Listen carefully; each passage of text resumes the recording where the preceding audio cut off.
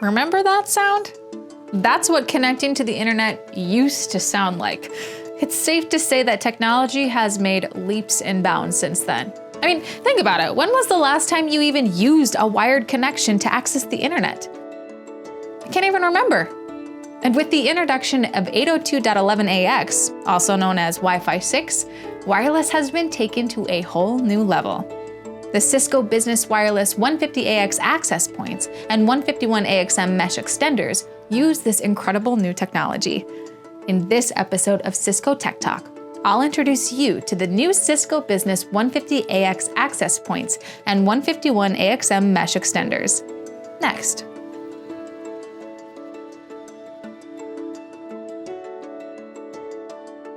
First things first, you should know that the CBW 150AX and 151AXM are not compatible with the previous CBW series.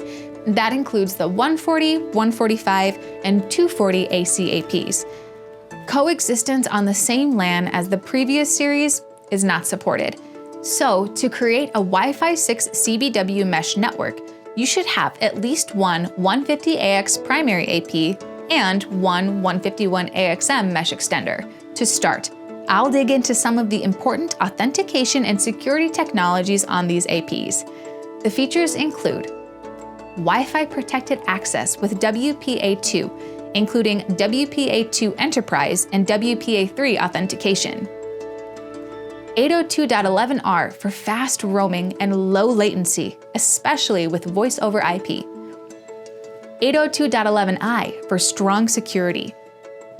802.1x, providing radius authentication, authorization, and accounting, or AAA.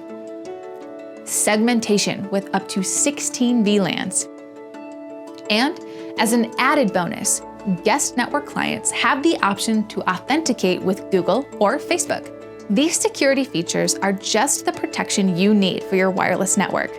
Next, I'll talk numbers. You can have a maximum number of 200 associated wireless clients per Wi-Fi radio for a total of 400 clients per access point, or 1,000 in a system.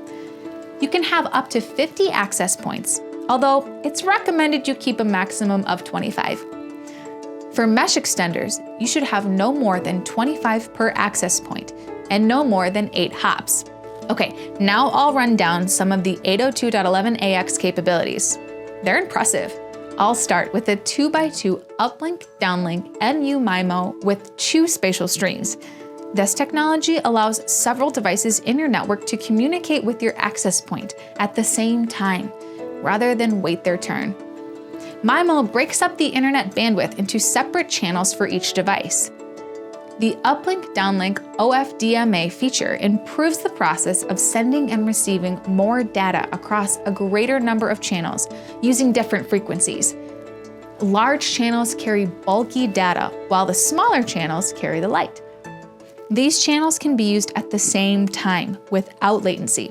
Target Wake Time, or TWT, technology sets up scheduled times on Wi-Fi devices to send or receive data. When it's not transferring data, the device goes into sleep mode to save battery life.